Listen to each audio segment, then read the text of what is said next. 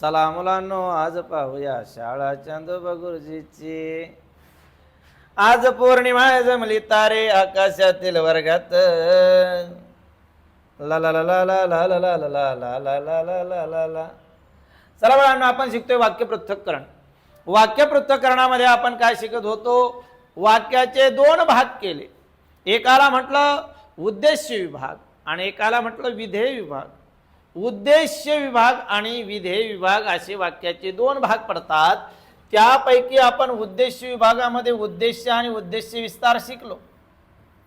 उद्देश्य आणि उद्देश्य विस्तार आपण शिकलो. त्यानंतर आपण काय शिकलो? मागच्या लेक्चरमध्ये आपण शिकलो विधेय आणि विधेय विस्तार. म्हणजे वाक्याचे दोन भाग आहे बाळांनो. पहिला भाग काय आहे? पहिला भाग आहे उद्देश्य विभाग आणि त्या उद्देश्य विभागामध्ये काय येतं? उद्देश्य विभागामध्ये येतं उद्देश्य आणि उद्देश्य विस्तार. त्यानंतर दुसरा भाग आहे त्याच्यामध्ये विधेय विभाग आहे. त्या विधेय विभागात काय येतं बाळांनो? त्याच्यामध्ये येतं विधेय आणि विधेय विस्तार. त्यानंतर कर्म आणि कर्म विस्तार.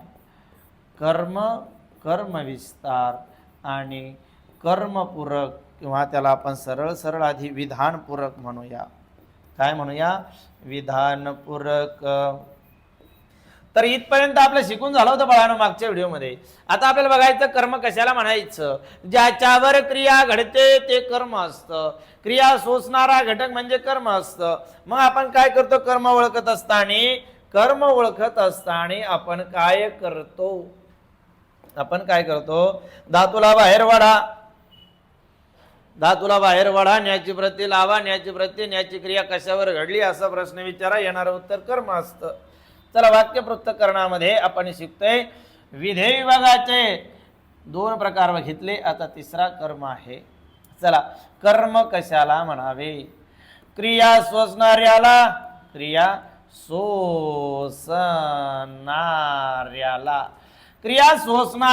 कर्म म्हणा बाळांनो. म्हणजे कसं? आपण म्हटलं गंगा पत्र काय करते? गंगा पत्र फाडते. चला, फाडणारी कोण आहे? गंगा झाला उद्देश्य. फाडण्याची क्रिया कशावर घडली? न्याची क्रिया. या ठिकाणी फाड नावाचा धातूला बाहेर वाढा, न्याची प्रत्यय लावा, म्हणा फाडण्याची क्रिया कशावर घडली. काय उत्तर आलं? कर्म आलं. मग याला म्हणा कर्म. ज्याच्यावर क्रिया घडते ते असतं कर्म. आलं का लक्षात? बाजीराव लक्षात आलं का तुम्हाला? हो, आलं गुरुजी. मग इकडे लक्ष द्या. दुसरं उदाहरण आपण म्हटलं आपली गंगाच का? परत गंगा नको ना सर, गीता घ्या वाटलं असतं. बरं बाबा, गीता. हा, गीता गाय काय करते? बांधते. हा, तिला लई सवय बांधायची, सराला सोडितच नाही तिला. हा, गीता गाय बांधणारी कोण हो? गीता आहे. गीता गाय उद्देश्य आणि बांधण्याची क्रिया कशावर घडली? गायवर. गाय काय? कर्म. आलं का लक्षात? ज्याच्यावर क्रिया घडते ते कर्म असतं. हे आपण मागे पण शिकलेलो बाळांनो. तेच इकडे वाक्य पृथक्करणामध्ये आलेलं आहे. वाक्य पृथक्करण काय सांगतंय? वाक्य पृथक्करण सांगतं वाक्यामध्ये येणारा प्रत्येक शब्द नेमकं कोणतं पात्र घेऊन आलेला आहे, त्याचं वाक्यात काय काम आहे ते सांगण्याचं काम कोण करतं? वाक्य पृथक्करण करतं. आता आपल्याला बघायचं आहे कर्म कसं ओळखायचं ते आपण शिकलो. आता कर्म विस्तार कशाला म्हणायचं? गुरुजी, अजून एक उदाहरण घ्या ना. बरं, 3 उदाहरणं बाप्पा. हो, आपण म्हटलं मंदा. अरे बाप्पा आले रे. हो, मंदा काय करते? मंदा निबंध लिहिते. हो, मंदा निबंध लिहिते. लिहिण्याची क्रिया कशावर घडली? निबंधावर घडली. निबंध काय आहे? कर्म. चला, आता बाळांनो आपल्याला काय शिकायचंय? कर्म विस्तार. गुरुजी, हे विस्तार कुठून आला? आता लक्षात घ्या बाळांनो, कर्म विस्तार कशाला म्हणावं? कर्म विस्तार काही वेगळं नाही. कर्म कोण बनतं? गुरुजी इथं पत्र नाम आहे, गाय नाम आहे, निबंध नाम आहे, म्हणजे कोण बनलं कर्म? गुरुजी नाम बनलं ना. हा, कर्म नाम बनलंय. मग नामाबद्दल अधिक माहिती सांगणाऱ्या शब्दाला विशेषण असे म्हणतात. काय? हा, आपण शिकलो. नामाबद्दल अधिक माहिती सांगणाऱ्या शब्दाला आपण विशेषण म्हणतो. नामाबद्दल अधिक माहिती सांगणाऱ्या शब्दाला आपण काय म्हणतो? विशेषण. आणि ते नाम जर कर्म बनत असेल, अरे त्या विशेषणाचं नाव काय झालं आता? कर्म विस्तार. अरे बाप, किती फसवणूक आहे गुरुजी. सरळ सरळ सांगता येत नव्हतं का त्याला? वाक्यप्रत खरं सांगितलं. काही नाही बाळांनो, लक्षात घ्या. कर्माचे विशेषण कर्म विस्तार, कर्त्याचे विशेषण उद्देश विस्तार. म्हणजे विशेषण जात दोन प्रकारे चालते. एकदा बनते उद्देश विस्तार आणि एकदा बनते कर्म विस्तार. म्हणजे नाम जर कर्ता बनलं तर नामाच्या विशेषणाला म्हणजे कर्त्याच्या विशेषणाला उद्देश विस्तार म्हणा, आणि जर ते नाम कर्म बनलं तर कर्माच्या विशेषणाला काय म्हणायचं बाजीराव? कर्म विस्तार.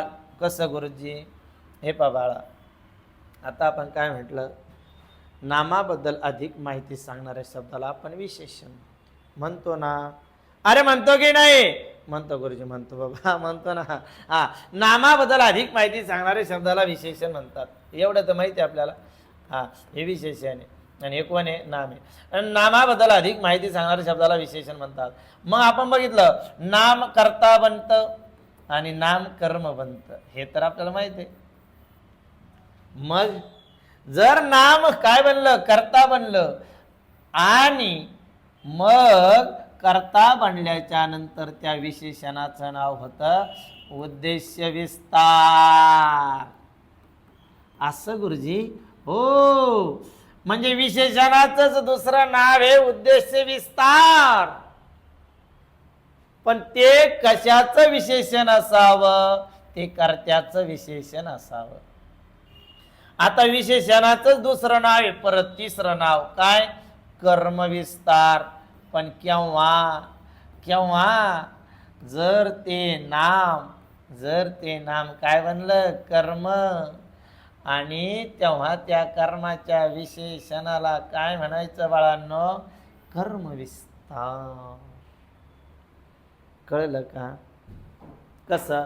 उदाहरण सांगा गुरुजी पटकन, असं नाही कळत आम्हाला. घ्या उदाहरण. आपण म्हटलं काय? आपल्या राधाने कच्चा पेरू तोडला. काही गरज होती का तोडाचा? पिकू दे ना बाई. राधाने कच्चा पेरू तोडला.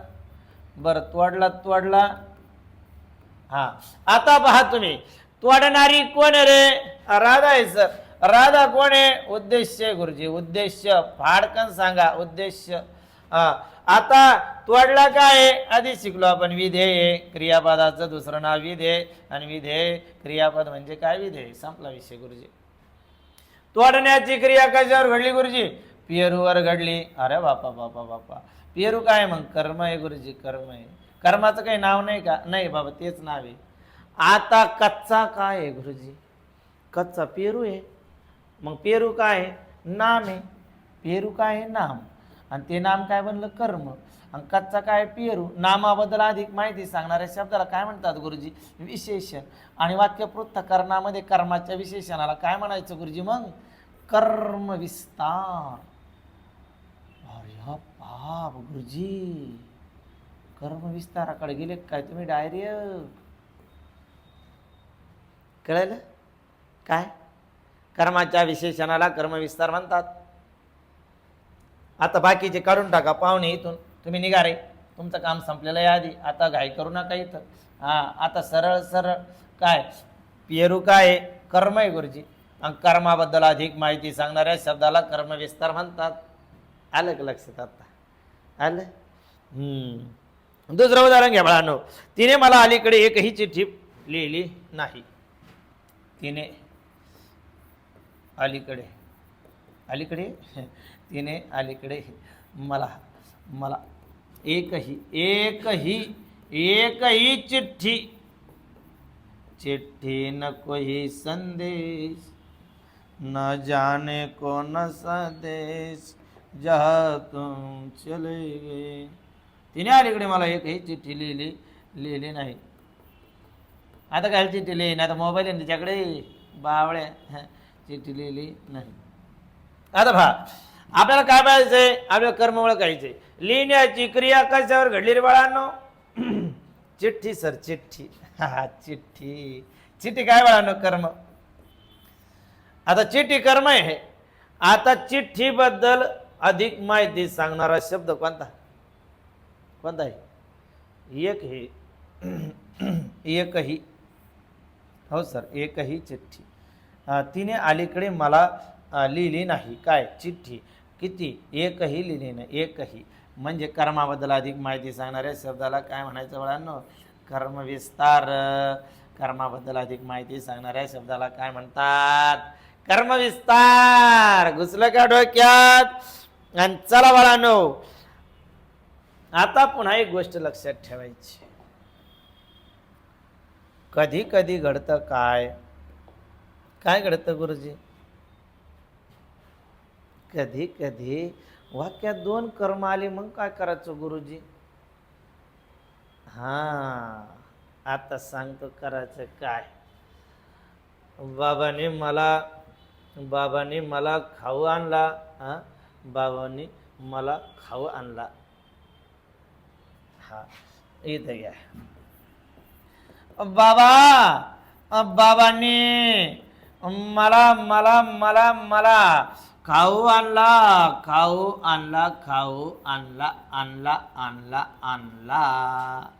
पाडाला पिकलाय. बाबांनी मला खाऊ आणला. चला, आता काय म्हटलं आपण? आणणारे कोण आहे? बाबा आहे. ओ बाबा, आणला काय? विधे. बाबाने मला खाऊ आणला. बाबा उद्देश्य. आणण्याची क्रिया पहिली कशावर घडली? पहिली माझ्यावर का घडली ना? नाही ना, खाऊवर घडली ना गुरुजी. मग खाऊ काय? कर्म. आणि दुसरी कशावर घडली? माझ्यावर घडली. गुरुजी मला दिला ना पटकन खाऊ. मुलाला दिला, मला दिला. मग मला काय म्हणायचं? ज्या वाक्यामध्ये दोन कर्म असतात बाळांनो, मला दिला काय, मुलाला दिला काय, काकाला दिला काय, आजीला दिला काय.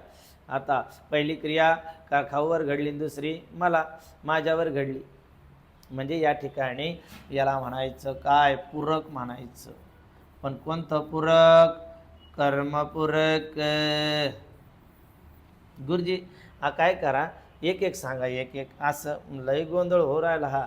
बाबांनी मला खाऊ आणला. जसं तुम्ही आधी सांगितलं कर्म कसं ओळखायचं, कर्मविस्तार कसं ओळखायचं, तसे पूरक नंतर घ्या. बरं बाळांनो, नंतर घेतो पूरक. आणि काय लक्षात घ्यायचं बाळांनो? काय? कर्म म्हणजे काय? क्रिया सोसणाऱ्याचा कारक आहे. क्रिया सोसणारे कर्म असते. कर्माबद्दल माहिती सांगणारा शब्द म्हणजे काय असतंय? कर्मविस्तार असतं. बाळांनो लक्षात घ्या, आपण काय काय शिकलो? विधेय म्हणजे क्रियापद, आणि क्रियाविशेषण म्हणजे काय? विधेय विस्तार. दोन जाती संपल्या. काय? क्रियापदालाच काय म्हणतात? विधेय. आणि क्रियाविशेषणाला काय म्हणतात? विधेय विस्तार. संपलं. आणि कर्म नाम आहे, आणि नामाबद्दल अधिक माहिती सांगणारा शब्द विशेषण आहे. म्हणजे कर्माच्या विशेषणाला कर्मविस्तार म्हणतात, आणि कर्त्याच्या विशेषणाला उद्देश्य विस्तार म्हणतात. The end. आता आपल्याला पूरक शिकायचे. पूरक शिकायची ते आपल्या पुढच्या व्हिडिओत पाहू आपण. तोपर्यंत सर्वांना जय हिंद, जय भारत, जय महाराष्ट्र.